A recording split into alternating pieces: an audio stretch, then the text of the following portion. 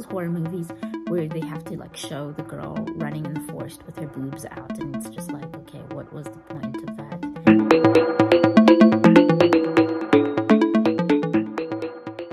Hey guys, it's Lindo. Welcome to my YouTube channel.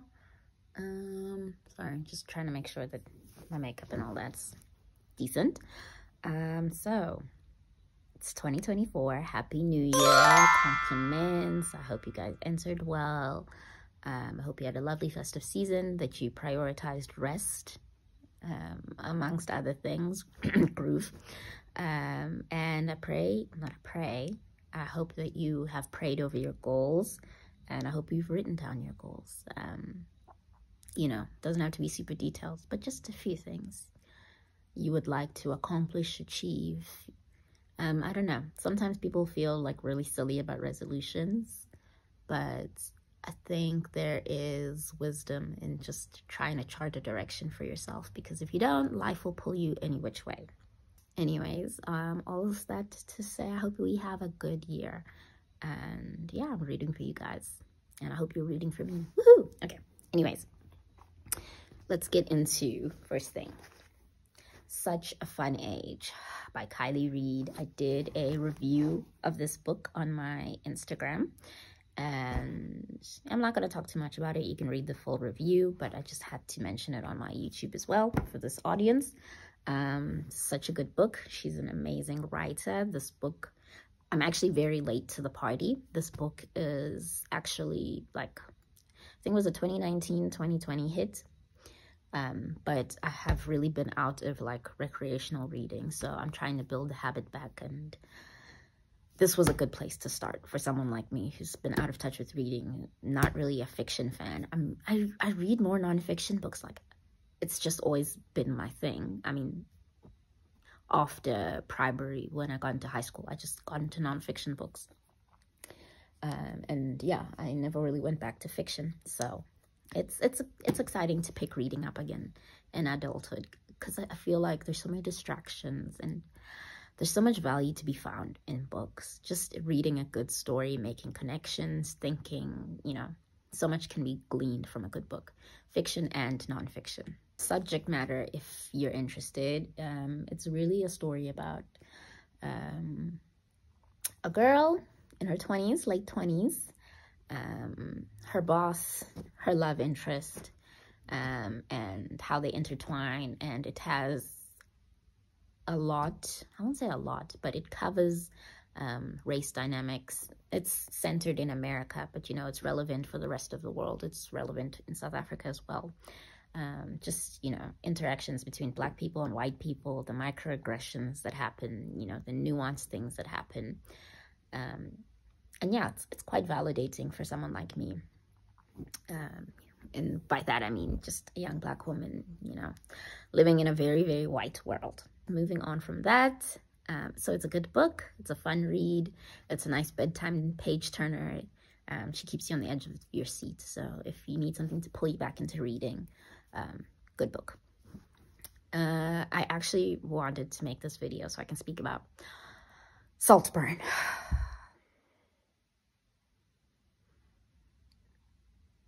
So this Saltburn movie, right?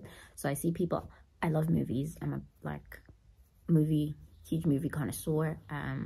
I fell really deeply in love with movies in university because I had the time and I had the Wi-Fi, and I just would download all sorts of films, indie films, documentaries, horror movies. I love films. I would download, research, you know, top 20 films, top 20 indie films, top 20 of each year.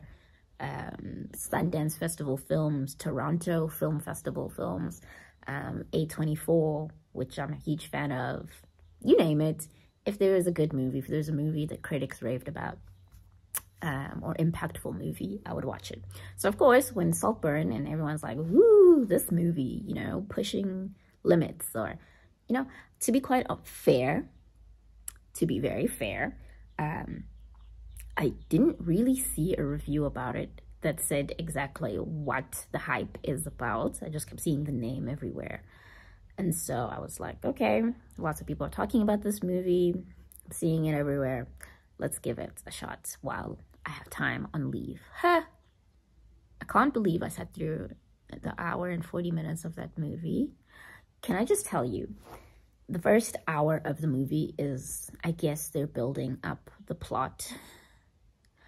But I just feel like there was so much time wasted in building up the plot. Like, the most action in the movie happens in the last 40, maybe 30 minutes. So you sit through an hour of them, you know, constructing this plot and, like, you know, it's one of those movies where, and maybe this is a spoiler alert, where at the end, you know, they kind of do like a reflection on the whole movie and you're like, oh, so this was happening the whole time. So, and there's a way to do that. Like, there's a masterful way to do that where, you know, you really captivate the audience. But I was actually just annoyed. I was just like, I sat through so much of this film. I was looking for the, you know, the freshness, the masterpiece. There were some really disgusting things that happened in the film, and I just don't feel like shock value is what people should be aiming for. Like, there's being raw for the sake of communicating something or expressing something that no one else has been able to, and like, that's a skill, and that's something that's really, you know, sets art apart when you're able to express something, communicate something, provoke something in a way that maybe hasn't been done. Kind of like when, what's his name? Jordan Peele with Get Out, you know? He kind of communicated something in a different way, and that's what grabbed everyone's attention. And the movie, I enjoyed the movie. The movie was actually a good movie. But, you know, he had this underlying theme. It was just a different style. So that's what I was expecting from Saltburn. I thought, oh, maybe, you know, this is like, nah. They just, to me, there were some scenes where I just felt they were placed in the movie for shock value. Like, there's not much else to glean from them. And, you know, that kind of bored me because I was just like, why are you making me watch something so grotesque if it's not adding to the story? Okay, it did build some, it did develop the character a bit because you got to see, you know, how outrageous the character was. But I don't feel like they had to go as far into it as they did. It was just unnecessary. Like, unnecessary nudity. You know, in a movie, like, you know those horror movies where they have to, like, show the girl running in the forest with her boobs out, and it's just like, okay, what was the point of that? Shock value, you know, it's clickbait, it's easy, attention grabbing. Yeah, that's kind of what I got from the movie. You know, I thought there were a lot of cheap thrills, and I was hoping for more substance. I was hoping for wittier dialogue. I was hoping for more meaningful dialogue. I will say the protagonist, I guess we can call him that, or, you know, the guy, Oliver, who the movie is based on, is shot around. He was an interesting character. You know, I'll give them that. They did make him a very complex and layered character. But I just feel like it fell flat. I don't know. I wish the last, like, 30 minutes had actually been the entirety of the movie. Like, that they had played into, you know, this other side of him, this, like, psychopath side of him. I wish they had, like, really leaned into that. That would have made for an interesting movie. So, I mean, you can watch Saltburn if you're curious about it, but don't have super high expectations like I did. Just go into it expecting to watch a thriller or horror movie vibes. You know, it's actually less of a horror. It's really not a horror. Just go into it to watch a thriller. Expect some nudity, some graphic scenes. Yeah. Lower your expectations is basically my review. I don't get what the hype is about. Maybe it was the actors. Maybe it was those shocking scenes. It did, you know, get people talking. But I don't think it's going to be like cult classic. So a film that, you know, I must see, a must watch. No, you're not missing out on anything if you don't view it. And sidebar, if you are Christian or religious or anything, you probably don't want to watch it because, yeah, there's no benefit. I do think they had a really fantastic cast. I enjoyed the actors. I wish they had just given them a more complex story. Yeah, I just felt like it was pretty plain. You know, they just had this great, you know, setting. They had these great characters, and they didn't really know what to do with them. They kind of like were just playing around with them for the first hour of the movie, and then the plot really started, you know, in the last 30 minutes. And I felt like the last 30 minutes was rushed. I felt like they could have really leaned into it, and like that's where the meat of the story was, and it was just a missed opportunity. If I had to rate it out of 10, I would give it a 5. I would give it a 5 out of 10. And the 5 is for, you know, casting, the actors, you know, their acting was brilliant. The setting, you know, the plot. So, yeah, but it left a lot to be desired. Maybe there'll be a Saltburn 2. Who knows? But y'all will be telling me about that because I definitely will not be watching. I hate to be a negative Nancy, so I will recommend. What was that movie called? You know, that recent one about the end of the world? Gosh, okay, I'll put the title. I just totally forgot it. Leave the World Behind. I enjoyed Leave the World Behind personally. I mean, the ending was a bit lackluster. You know, they could have ended it better. I agree. But I enjoyed the movie. It was also very slow, but I felt like so much richness and like there was so much, I don't know, there was just a lot happening in you know, in the slow pace of the film, though it was good. I really enjoyed that. And there's a way to do slowness, you know? So, Reptile. Reptile is another movie that I recently watched. It's on Netflix. Also really, really good. I enjoyed it. Yeah, that was a good movie. Also a little bit of a slow burn, but it was a good one. You know, they really get you in. They really get you, you know, there's action. I really enjoyed Reptile. And yeah, what else did I recently watch? Watched No One Will Save You. It's okay. A movie you can watch with like tweens and, you know, cousins and stuff like that. It's an okay movie. It's not groundbreaking in any way, but it's very interesting because there's no dialogue in the entire movie. And I also recently watched, what else did I watch? Fall. It's a nice movie to put on in the background while you're doing something.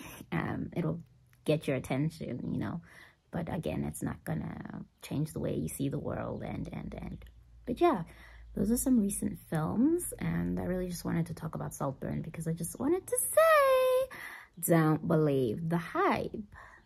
And then my last 2 cents are gonna be about Cat Williams.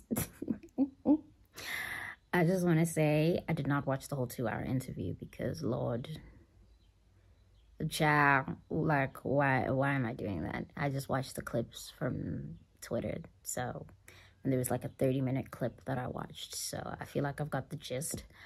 I just want to say he is a funny MF. That is a funny man. He's hilarious. Like, he's hilarious. No comment on what's true and what's not true, but I mean, I can definitely see how Hollywood is competitive, and people have probably said things about him that were not true because that's what competitive people do. Well, not all competitive people. Whoa, that's how some competitive people move, you know. But I really, really, really enjoyed the one point that he made. Race is not where the line is drawn. It's God's side and the other side.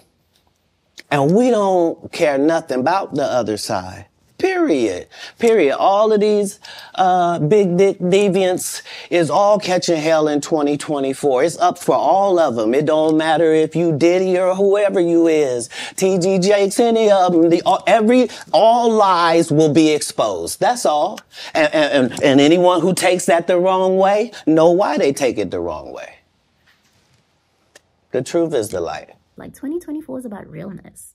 anyone can get checked. Anybody can catch it, you know. P. Diddy can catch it. Epstein can catch it. Bill Clinton's about to... Guys, it's up. Like, imagine, like, yeah, if you're on that fake shit, on that phony shouldn't be swearing.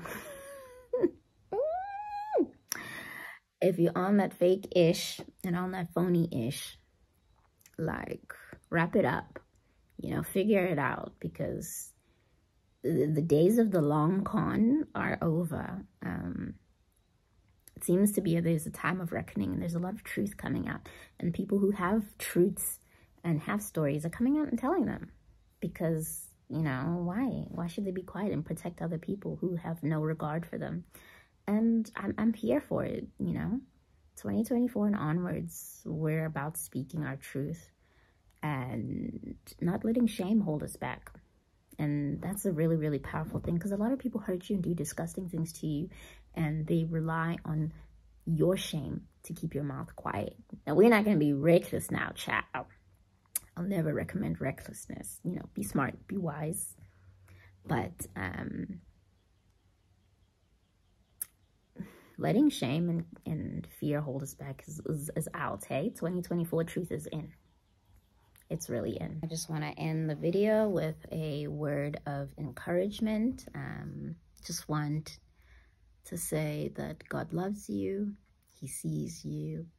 He knows how hard you're working.